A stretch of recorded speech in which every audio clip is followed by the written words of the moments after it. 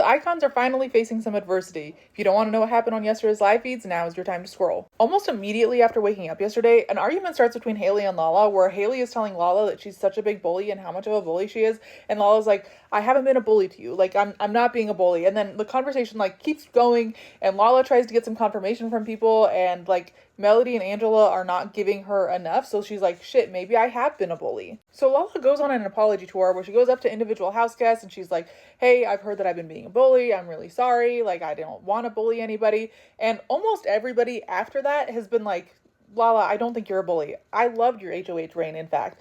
You do not have to worry about me. And I think that sort of eased her conscience over time. When Dee finds out Yash wants to nominate her, she goes to him with her bribe and is like, hey, if you don't put me or Angela on the block, I'll give you this $5,000. And he's like, nah. And then she's like, okay, what if I give you the $5,000 and you just don't put me up? And he also turned that down because he's pretty set in what he wants this week. Devin's toys with the idea of offering himself up as a pawn instead of Dee, because then he'll use the time and power of veto on himself instead of having to use it on Dee.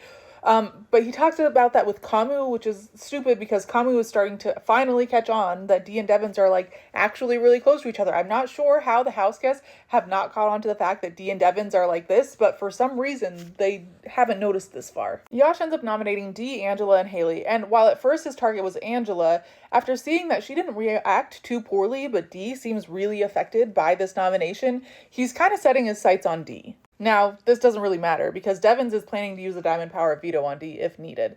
And it's to the point that Dee was cam talking and she was like, you know, what if I threw the veto to Angela so she gets off the block and then Devins used the diamond power of veto on me and then none of the icons are on the block. And now Dee is fully after Yash, Kamu, and probably Taylor. Melody won the time capsule vote, but she ended up with a punishment. She is the Lord of the Latrine, which means that she has to announce anytime someone goes into the bathroom if they're going number 1 or number 2 and when they exit the bathroom.